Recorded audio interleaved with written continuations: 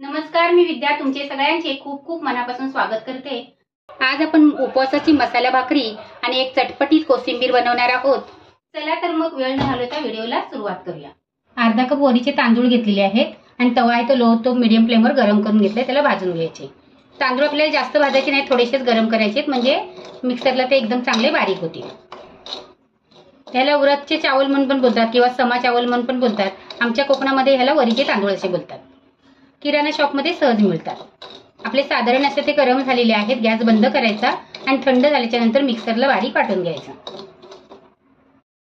तांदूळ आपले मिक्सरला वाटून झालेले आहेत, एकदम बारीकच झालेले आहेत, चाळायची गरज नाहीये। जर तुमचे जाडे आले तर तुम्ही जरासे चाळून घ्यायचे। इथे मी एक मध्यम आकाराचा बटाटा आहे तो उकडून चांगला किसून घेतलेला आहे। यातलं 1 चमचा पीठ आहे ते आपल्याला काढून ठेवायचे साईडला आणि बाकीचं पीठ आहे ते आपण बटाट्यामध्ये घालायचं आहे। त्याच्यामध्ये आपण एका मिरचीचा ठेचा घालायचा आहे, चवीप्रमाणे मीठ आणि ह्या बटाट्यामध्ये आधी पीठ आहे ते आपल्याला कुस्करून घ्यायचं आहे आणि लागेल तसं मग आपण पाणी घालायचं आहे। इथे मी अर्धा कप पाणी घेतलेलं आहे, आपल्याला लागेल तसं थोडं थोडं घालायचं आहे, एकसाथ घालायचं नाही। जर तुम्ही एकसाथ घातलं ना तर पीठ आहे ते तुमचं पातळ होईल।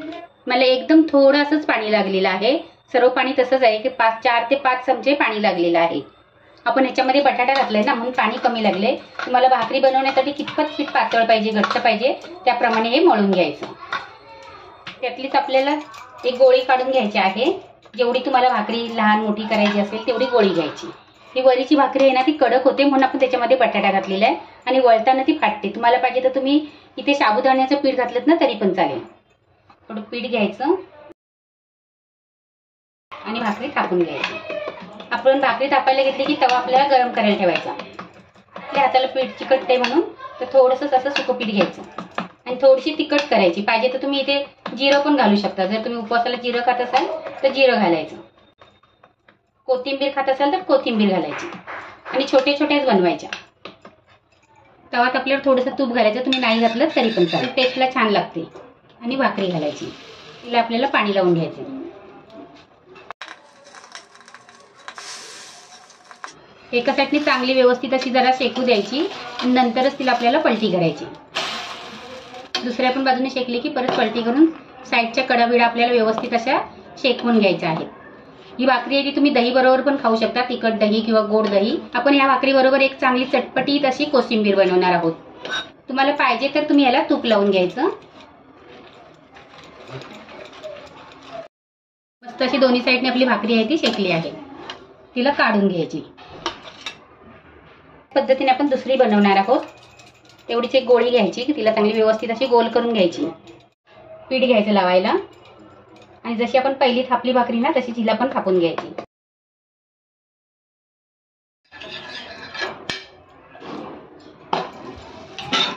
पाणी लगेच लावायचं, पण भाकरी लगेच पलटी करायची नाहीये। सर्व साईडने व्यवस्थित असं पाणी लावून घ्यायचं, तिला पलटी करून घ्यायची। साईडच्या कडाबिडा इथे चांगल्या व्यवस्थित अशा शेकून घ्यायच्या। भाकरी आपली शेकली आहे, काढून घ्यायची तिला। भाकरी बरोबर खाण्यासाठी कोशिंबीर बनवणार आहोत। याला तुम्ही चटणी बोललात तरी पण। मी लालवाला भोपळा घेतलेला आहे, लालवाला भोपळा आहे ना तो उपवासाला चालतो, मी उकडून घेतलेला आहे त्याला। तुम्ही कुकरमध्ये 2 शिट्या करून घेतल्यात तरी चालेल किंवा चाळणीवर वाफवून घेतलात तरी पण चालेल किंवा टोपात शिजवलात तरी पण चालेल। तुम्ही याला सालासकट पण वापरू शकता किंवा तुम्ही हे सोलून पण घेऊ शकता। आपला भोपळा चांगला व्यवस्थित असं मॅश करून झालेला आहे। इथे मी अर्धी वाटी असं दही घेतलेलं आहे, म्हणजे छोटी 1 वाटी दही आहे। हे एका माणसासाठी आहे आणि त्या दह्याला चांगलं व्यवस्थित असं मॅश करून घेतलं। त्याच्यामध्ये 1.5 चमचा आपल्याला शेंगदाण्याचं कूट घालायचं। त्याच्यामध्ये 2 मिरचीचा ठेचा, 2 मिरच्या आहेत त्या खलबत्त्यामध्ये मी क्रश करून घेतले। चवीप्रमाणे मीठ, पाव चमचा पिठी साखर आहे। तुम्ही साधी साखर घातली तरी चालेल, पण दह्यामध्ये आधी घालायची म्हणजे ती चांगली विरघळेल। त्याच्यामध्ये कुस्करलेला भोपळा घालायचा। तुम्ही असा दह्यामध्ये भोपळा घालून उपवासाला खाऊ शकता। त्याला मिक्स करून घ्यायचं आहे। आमच्या कोकणामध्ये उपवासाला हा भोपळा आहे ना तो शिजवतात आणि दह्यामध्ये घालून खातात, खूप छान लागतो।